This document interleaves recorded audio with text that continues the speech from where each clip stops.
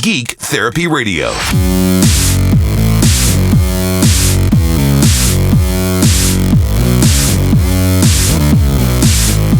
Welcome to Geek Therapy Radio. I'm your mental curator, Johnny Hemberger. Thank you so much for joining me on this broadcast here in Houston on KPRC 950 AM. And if you're listening to the podcast, welcome. It's easier, actually, if you listen to the podcast for lots of digital reasons. I have a few guests on the show.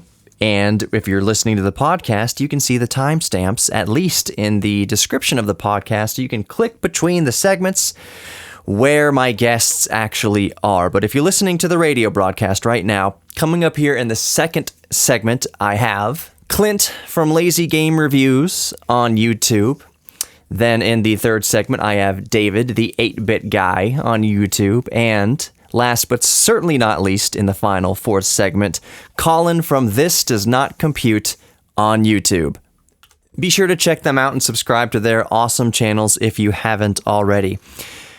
Why do I have these three on the show this week? Well, one of the things that they all have in common is they are all vintage hardware collectors, not just computers. In this show, we are going to focus on more towards retro computing. As you know, I have, if those of you have been listening to the podcast, I have recently, finally procured a 286 and a 386, a compact 286E Desk Pro and a compact 386S Desk Pro. Or is it the other way around, 286S and 386E? I think that's what it actually is. Either way, old IBM compatible computers. And that got me thinking. As I'm going through this process over the past few weeks of setting up my 286, that's what I have all set up and ready to go, and it's in good working order. I've got Windows 3.1 on there. Right before I was recording this radio show, I've been going through the process of downloading the drivers for my Sound Blaster, my 16-bit Sound Blaster audio card, and all of that rigmarole. It's not just plug and play with old computers, not computers this old.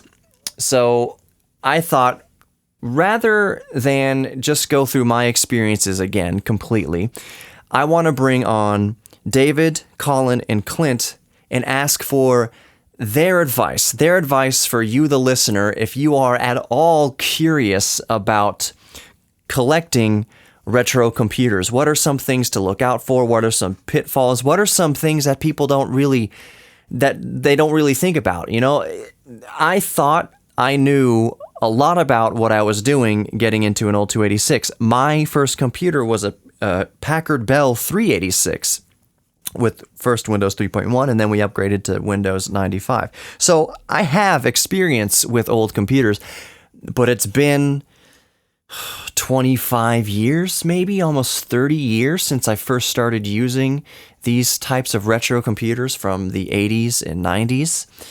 And as good as you think you have a grasp on old computers, I guarantee you there are some things that you forgot.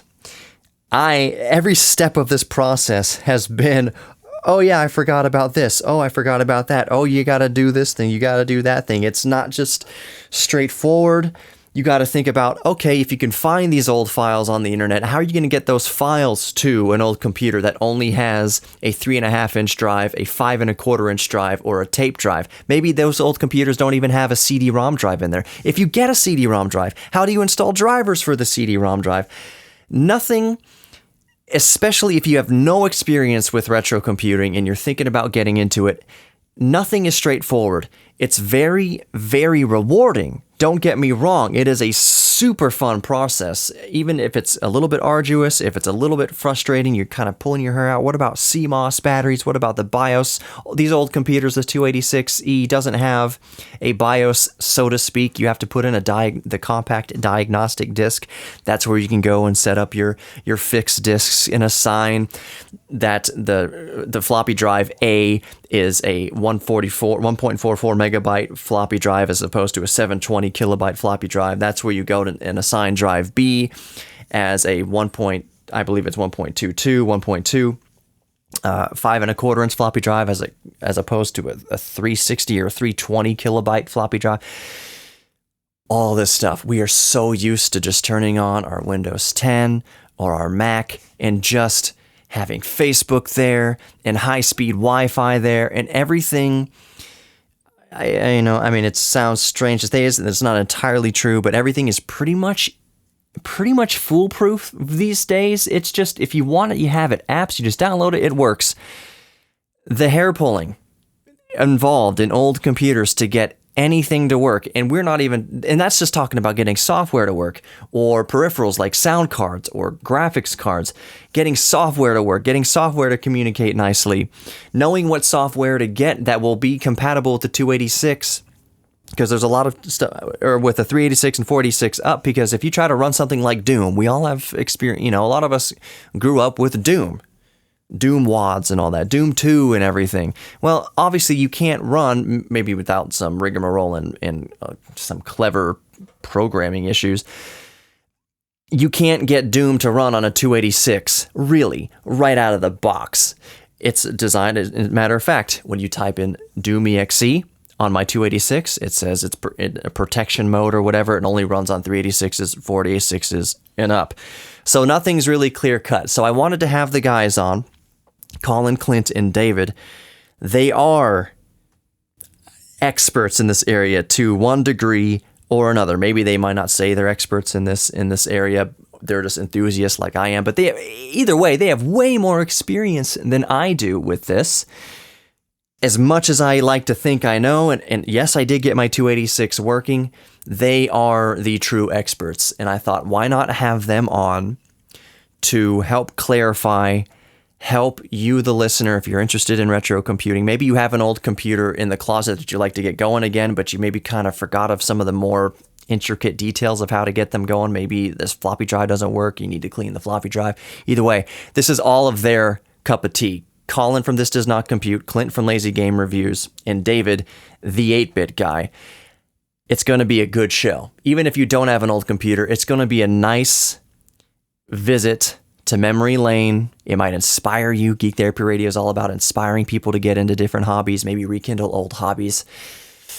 So that's who I've got on the show coming up. We're going to go to commercial real quick. Obviously, it's not going to be a commercial if you're listening to the podcast. One of the perks of the podcast, geektherapyradio.com for more information. Tell your friends about Geek Therapy Radio. All right, coming up in the next segment, we've got Clint from Lazy Game Reviews with his advice getting into retro computing. Don't go anywhere. You're listening to Geek Therapy Radio. Grab the podcast in your favorite podcast app.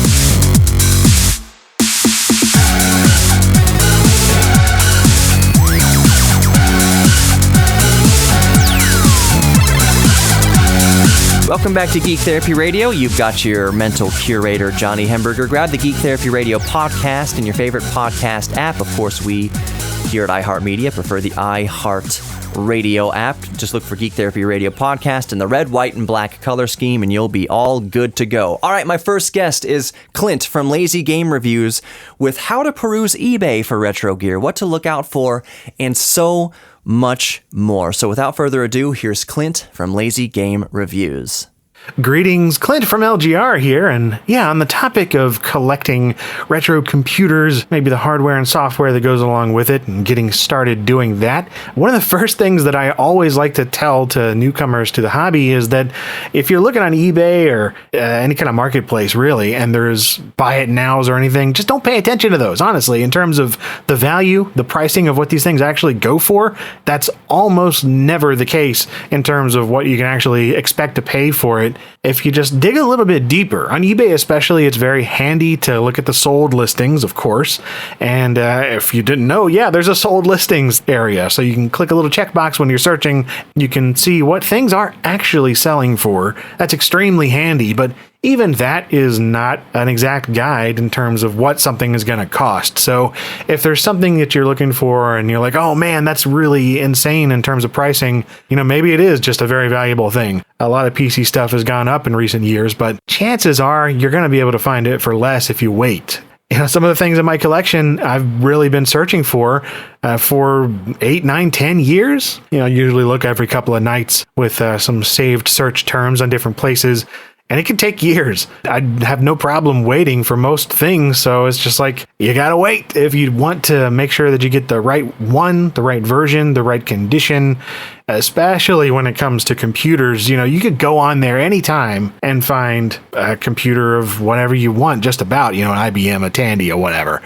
And there are tons of them, but usually the ones that are on there at any given moment have been there for months, sometimes years, for a reason. Either it's too much, or internally the condition is just garbage, or there's bad photos or bad descriptions, or it's quote unquote not tested.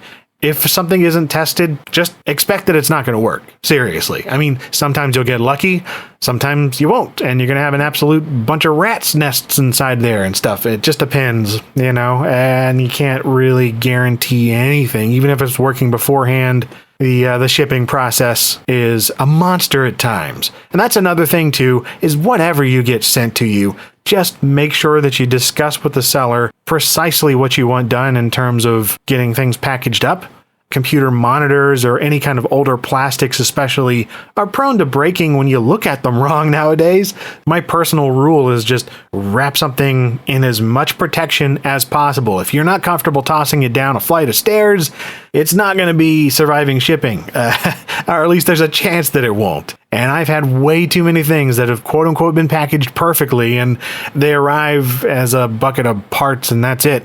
You can't do too much in terms of protection for shipping. And sometimes the seller just won't cooperate. But yeah, make sure wherever you're getting things, just see if the place has any kind of return policies or refund policies. eBay is really good for that. But if you're on like Facebook Marketplace or Craigslist or whatever, and you're just dealing with people, that can be a little strange, but I've done that too. There's plenty of things where you'll just be able to find them locally, or that's going to be the best way to get it. And it's just a roll of the dice. And there's going to be a lot of misses, maybe more misses than hits. You kind of have to accept that, or at the very least, be patient enough and careful enough with the things you choose to purchase so that you can avoid a lot of it. Sometimes it's worth not even buying anything at all, or not even getting into the hobby before you really experiment with the software side of things, or try out something that isn't quite as advanced as what you're thinking about. So many folks that have emailed me saying, I want this exact 486 computer that I had back in the day, and the only one I can find is astronomical price or whatever. And when I talk to them, it turns out they really just want to play like a couple of games and maybe play around with DOS or Windows or something. You can do that right on your own computer through either online emulation things like Internet Archive, or your own emulators, DOSBox, PCM, VMware Player. Or maybe you just find somebody else that has one nearby. If you've got any cool computer user groups, like vintage computer groups, you can go and just kind of get your fix, so to speak. Or say, get a laptop or something that is going to be a lot cheaper, a lot smaller, easier to ship, instead of a big old 486 thing with all the bells and whistles that you're exactly looking for. And if you just maybe want to play around with some stuff in terms of software and games and whatever, that might just scratch the itch. You don't need to go all out with the crazy stuff in terms of bigger hardware and things that need repairs and will break and such. And take it slow and be cautious in what you're getting, and it can be a ton of fun. It's also an absolute money pit if you're not careful. Thank you so much, Clint. There's a couple things I want to speak to. There's a couple things that, I didn't even think of initially. One is that shipping issue. If you are going to go all out and you need to have the exact hardware, I don't think anybody listening right now hasn't had the delivery service break something. I once had, I'll call them out right now because they need to be held accountable, the brown van. UPS, I bought an old tape machine, an old 8-track tape machine, like an 8-track cassette recorder, a Tascam. And the dude just tossed it 20 feet, seriously, over a 15-foot fence, 20 feet up in the air, down onto the concrete and shattered. So when Clint says make sure that it's protected enough to survive a trip down the stairs, he is not kidding. I'm telling you right now, especially when you're on eBay cruising and you were patient and you found the machine that you wanted, the price is right, and you're sure you want this thing, to communicate with the seller and have them wrap that computer like a Fabergé egg, like even more than a Fabergé egg. Make like it's made out of balsa wood or something. You need to protect this. You need to go the extra mile. You need to do the extra communication. with the seller on eBay to make double darn sure, triple, quadruple darn sure that this vintage piece of equipment is packaged safely and protected safely. Another thing is, like Clint mentioned, have patience. Don't just go buying the first thing that comes across your eBay listing just because that's the thing and it's not tested and da-da-da-da.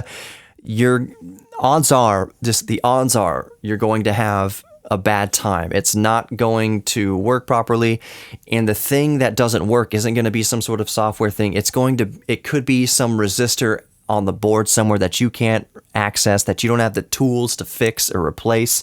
It's not just a case, a lot of times, of busting out the soldering iron and replacing a cap. It could be so much more than that. Ideally, you want to be looking for something that is tested, that has screenshots of the screen working, of there being something on the screen, a memory check, whatever. Also, I can't agree with Clint more about a lot of the times, if you're just trying to scratch that itch of you want to play Doom like you did on the old days on the 386. Well, fire up an emulator. Emulators are widely available. They're free. DOSBox is one of the best emulators I love to use for DOS emulation, for IBM PC compatible emulation. You can put Windows 3.1 on there, 95, 98, all sorts of stuff with DOSBox. It's amazing.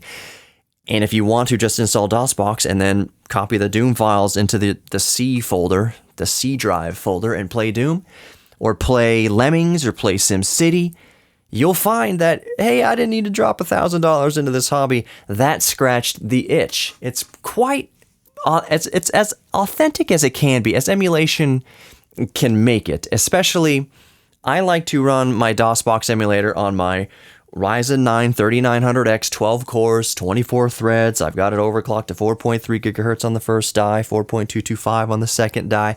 And I'll fire up DOSBox, and I've got this 70-inch screen that I'm looking at here. It's a Vizio, whatever. It's an old TV that I use as my main monitor, but right below it, I have a CRT also plugged into my graphics card, my GTX 980. So I run DOSBox onto that CRT. I'm tapping it right there.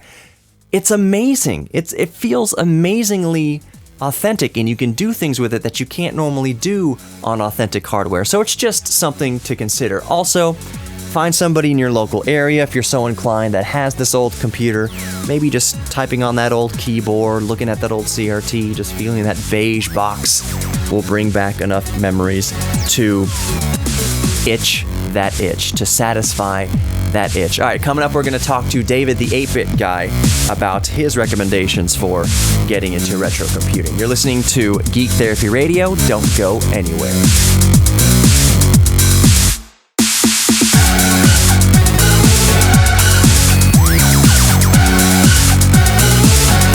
Welcome back to Geek Therapy Radio. You've got your mental curator, Johnny Hemberger. Big thanks to all of my longtime friends of the show for coming back on here and offering their advice. Next up is David, the 8-bit guy, with some vintage computer alternatives. You know, in the last segment, we were talking mainly about IBM compatibles and Windows machines. What about Commodore 64? What about old Macs and Apples? That's what David's going to shed some light on. So without further ado, here's David, the 8-bit guy, with his advice on retro computing. David, take it away. Hi, Johnny. As always, thanks for having me on the show. As far as my advice for people looking to get started in retro computers, I have several things I always like to suggest to people. First of all, and I can't stress this enough, stay away from the old Macintoshes, like the ones, especially the ones with a built-in screen, but any of the ones that use like SCSI hard drives, because those machines have so many things that go wrong with them that is really difficult for anyone but an absolute expert to repair. Just to name a few of the frustrations you're going to have if you try to deal with like a first generation Macintosh. You're going to have problems with the CRT and the analog controllers. You're going to have problems with those floppy drives. You know, they have those little motorized eject systems. The gears always break in those, and the drive won't eject, and that's something that's really difficult to fix because they're little plastic gears. The other problem is, of course, the SCSI hard drives. You can't get SCSI hard drives anymore, and it's actually really difficult and expensive to get like a SCSI hard drive emulation system, you know, like a little card that you can put like an SD card in or something. I mean, they do make them, but I have not had good luck with them in Macintoshes. They're expensive. They're difficult to configure, and then just getting software onto a disk formatted for an 800K Macintosh is really difficult. I mean, it's just a total nightmare. And then of course they have problems with caps going bad on the board, leaking all over the place, and there's just so many things that can go wrong with those, and each and every one of them in and of themselves requires like an expert to to fix and get going. And to be honest, there's not a huge amount on those systems that's even really that fun to play with. I mean, there are some games and stuff, but it's really just not a great system for a beginner person to get started in like retro computing. So usually what I do try to steer people towards is either a vintage like IBM compatible clone, like MS-DOS based computer. And one of the reasons for that is because you can get these USB floppy drives for your regular PC that, you can stick a 1.44 megabyte floppy in there or a 720K floppy. And you can make disks and get software over to those machines from a modern computer for like the cost of like $15. Now, if the old MS-DOS machine only has the older style 5 1/4 inch drives, well, okay, that's another story, another problem to deal with. But on the same token, most of those computers can use IDE hard drives, and you can get a compact flash and replace the hard drive with that. And that's another way you can get your software over there to it. So that's a really important thing is being able to easily transfer software from the modern world to your vintage computer. And vintage MS-DOS computers are ideal for that. There's 14 different ways that you can get software transferred over, and most of them are pretty easy. Like I said, if you got the 3.5 inch floppy drive, then you've got it made. I mean, for like $15, you can get a drive on Amazon that will take care of that. You can just plug it into your modern Windows computer. So there's that. But also, I do often recommend Commodore machines, particularly the Commodore 64, but also the VIC-20, because you can get those little SD to IEC devices. Those are little devices that plug into the disk drive port and allow you to stick an SD card in there. And those are like, I think like $50, $60 these days. So, I mean, not a huge amount. I mean, a good working C64 in and of itself is going to cost you, $100, $150 these days, most likely. And then you're going to need a working disk drive, or do you? Like, you may not even really need a working disk drive if you get one of those little SD card readers. So, there's that. And now, granted, not all games will run on those SD card readers. Mostly just cracked games and games that don't have a lot of, high-tech copy protection and stuff on them. But, for the most part, you can get a lot of games to run off of one of those SD card readers. So that's, again, a nice way to get software transferred over. And of course, if you want to go all out, you can get the 1541 Ultimate, which is like super compatible. It's also an SD card reader that fits in the cartridge slot, and I understand it's close to like 100% compatibility with the old disk drive. So again, it's a little bit more money, but with something like that, you can very easily download software, get it on the system, get it running. And the other thing with Commodore machines is I would say they're fairly easy to repair. I mean, okay, granted, I mean, they can have memory chips and stuff like that go bad that require desoldering and whatnot. And while that sounds like a nightmare, it's actually like not nearly as much of a nightmare as what you would have with one of those old Macintoshes like I was talking about. Usually, the only thing you have to worry about on those old Commodore machines is just, a possibility of a bad chip, bad trace, maybe some corrosion, or a bad power supply, which is also quite common on those machines. So any of those things are fairly easy to deal with. You can just plug those into any composite television or even a modern LCD, typically work just fine. So there's that. But if you kind of like the prospect of collecting, like you want to have like a software collection and stuff, the Atari machines do have a certain charm to them because there's so much software that was distributed on cartridge. And granted, there was a lot of disk software for it as well, but compared to the Commodore systems, there are way more cartridges available for the Atari 8-bit computers, like the 800, the 400, whatever. And so, if you want to have like this shelf where you can display all your games and stuff like that, then, it's kind of nice to have those little cartridges that you can get for the Atari systems. And on that same note, the Commodore VIC-20 is kind of good in that same regard, because most of the good software on the VIC-20 also came on cartridges. And, to be honest, you can get those pretty cheap, both for the Atari and the VIC-20. I mean, there's, the resale value isn't too bad on those. I mean, most of the games are like $5, $10, $15 tops, is what I see on eBay. They're not terribly expensive. So a pretty easy thing to collect for if you want to kind of get into that, mode where you're collecting games and trying to display them on a shelf or something like that. And not only that, but let's face it, it's super easy. There's not a whole lot to go wrong with those cartridges. You just stick them in the computer and turn it on. It either works or it doesn't. If it doesn't work, you might need to spray some deoxit or something in there to to clear off some of the corrosion on the pins. I guess that can happen on any cartridge-based system, but yeah, for the most part, you plug it in, you turn it on. There's you don't have to worry about transferring software or getting disk drives working and all those kinds of things. So those are some machines to consider. I also do tend to steer people away from computers that, let's face it, aren't very fun. I mean, if somebody picks up like an old Osborne or a K-Pro, or an old TRS-80 or something like that, they might have a little fun trying to get it working or whatever, which is going to be challenging for all the reasons we already discussed. But ultimately, once you do get it working, there's just not really a lot to do. I mean, who wants to sit around and play with spreadsheets and word processors? I mean, it might be interesting for a little bit, but but you're going to get bored with that pretty quick. So I tend to, recommend people go for computers that did have a fairly large game library. So another good one is the Tandy 1000. I know it's a kind of older MS-DOS machine, so it falls under all the same MS-DOS stuff I talked about earlier, but it's got its own special charm to it because they have their own proprietary graphics modes and sound chip, but they have a lot of games that support them. So again, they are pretty cool computers to collect and find games for, and you can have a lot of fun sitting down and playing with one of those. So to summarize, the main points I always steer people towards is recognize, what's the game library like for whatever computer, and how hard is it to get them working and keep them working, and how hard is it to get the software to those machines where you can actually play on it. So those are the three major concerns I usually bring up to people. Thank you so much, David. That's really interesting also.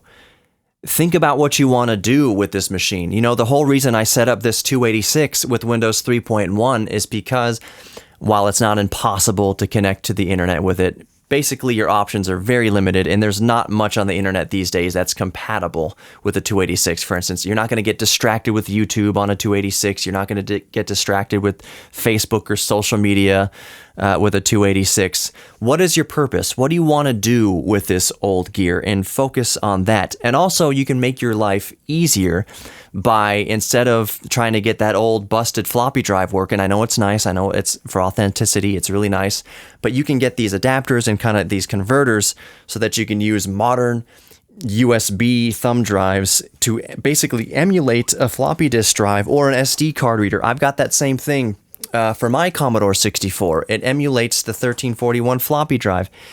It's amazing. It's a creature comfort, and there is some loading. You can wait a long time to load some programs on a Commodore 64. There's no getting around that. But having all your software in one place on one SD card is great. So think about what you want to do with retro computing and then focus on that. So anyways, more Geek Therapy Radio coming up. We got Colin from This Does Not Compute with his advice. GeekTherapyRadio.com for contact, or just email geektherapy@iheartmedia.com. Grab the Geek Therapy Radio podcast in your favorite podcast player. We'll be right back for more.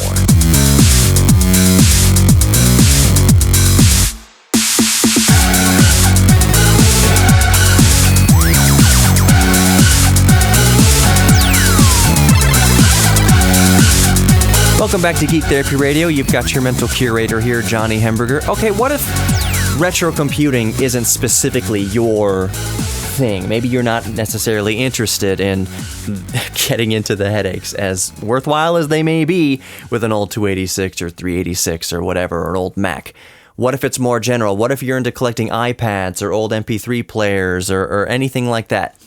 Colin has some advice with tech collecting in general. So without further ado, here's Colin from This Does Not Compute on YouTube. Hey, Johnny. I don't really have good advice on what to collect. That's a conversation that could go on forever.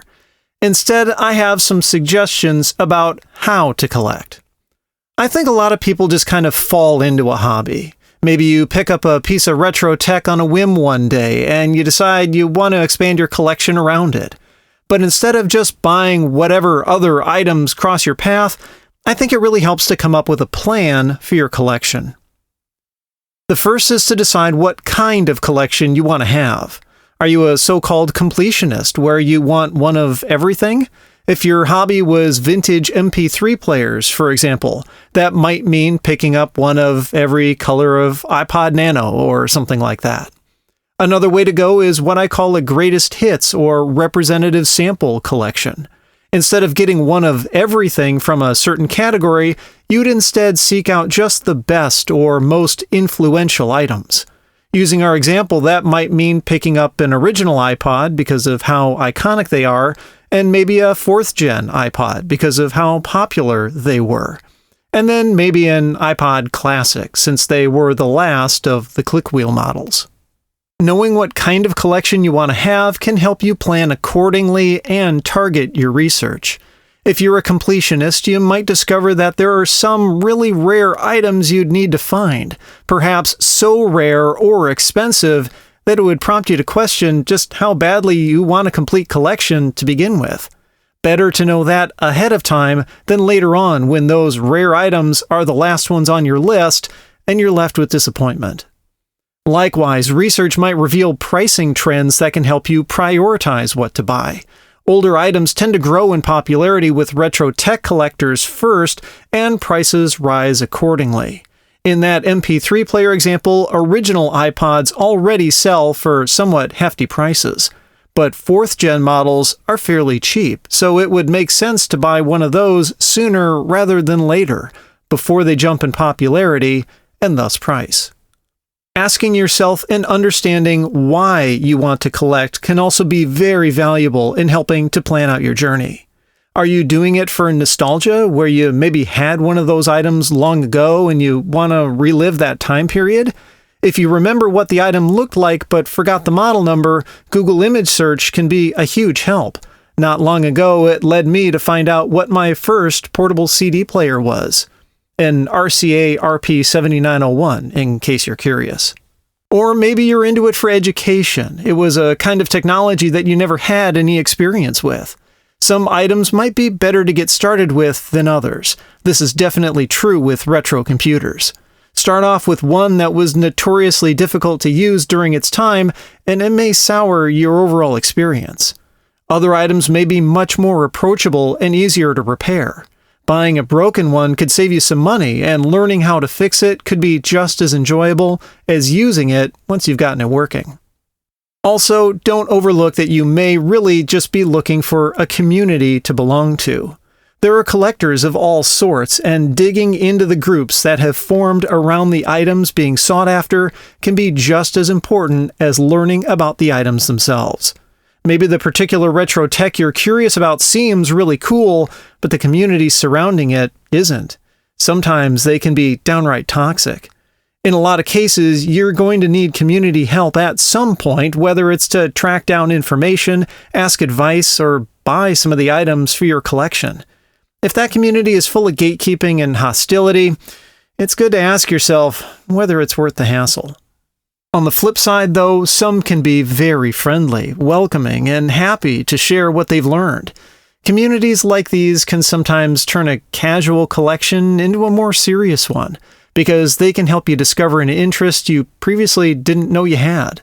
And over time, those nurturing communities can even become more important than your collection.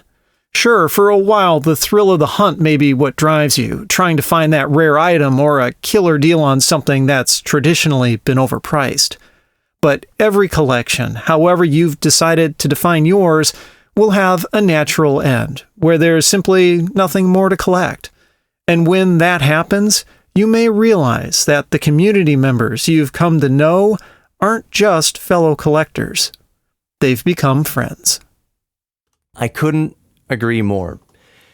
We are all geeks about something, and that's the motto of Geek Therapy Radio. We're all geeks about something. So when you delve into an interest, a certain area of geekdom, let's say you want to collect old MP3 players, you find, like Colin said, that when you get involved in these groups, it's not just picking the brains of fellow collectors. A lot of the times, these people become friends, and it's very helpful. And the moral of the story, the moral, I think, of the majority of what Colin is saying here is, before you get into collecting a particular subset of retro tech, whatever it is, do the research first to see what you're getting into as far as the availability or lack thereof of support with this old tech.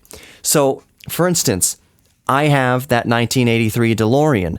Luckily, there are a lot of DeLorean owners out there who are very, very active in the DeLorean community, and there is a wealth of knowledge. There's a wealth of help and how-tos and tutorials on how to keep the DeLorean on the road. I was listening to a podcast recently, and I'm talking about the DeLorean here, but this can apply to anything. I was listening to a podcast recently called DeLorean Talk. If you're into DeLoreans or just old cars in general, DeLorean Talk is an awesome podcast. One of the guests he had on there, I believe the host name is Dave, one of the guests that he had on there was saying that, right now in 2020, there are more DeLoreans on the road now than there have been since they were brand new, because naturally, a lot of old cars, old DeLoreans specifically here, are found in barns, or an old lady had it and her husband passed away. It's part of the estate. She's getting rid of it. They're turning up. But the reason why there are more on the road now than there have ever been recently is that the community of support around DeLorean ownership is so vast and so helpful that when you buy a DeLorean now, it wasn't like when I bought a DeLorean in July of 2000, when there wasn't a whole ton of interest and there wasn't a whole ton of community around the car. We were basically just trying things and seeing what works, and DeLorean Motor Company in Houston wasn't really a thing yet. It was just getting off the ground. High-speed internet wasn't what it is today. We were just kind of shooting in the dark with how to diagnose DeLorean problems, as opposed to now in 2020, in the late 2010s and around 2015, and the anniversary of Back to the Future, of course, helped. There is a huge community of support around the DeLorean. So, if you're getting into collecting Beanie Babies or Furbies, or I don't know why I'm being so creepy with this, old speakers, old studio monitors, old tape machines, old whatever. I'm looking around my room here. I got this old tube TV, the CRT, this old Dell C800 laptop, records, cameras. Do your research to see what kind of support community is out there. That said, if you're getting into something that doesn't have a huge community of support around it, just be prepared to spearhead it. Be prepared for a lot of trial and error, for a lot of pulling your hair out, for a lot of frustration, but also a lot of triumph. If you're trying to collect something that there isn't a lot of collectors out there, you can't find much about it, you're basically going to be a pioneer. So you need to take that into account, that you are going to be the only geek about that thing for a little while, and that's both good and that's bad at the same time. You're basically going to be all alone out there in the desert, but it's so worthwhile. Just all that consideration, do all your research, and I promise you collecting something will be a very, very worthwhile and fulfilling hobby. Thank you so much for listening to Geek Therapy Radio. Go to geektherapyradio.com to contact me instantly, and for all more information about Geek Therapy Radio, I got some merch on there now. Thank you so much for listening. You are worthy of love. Take care. Be safe.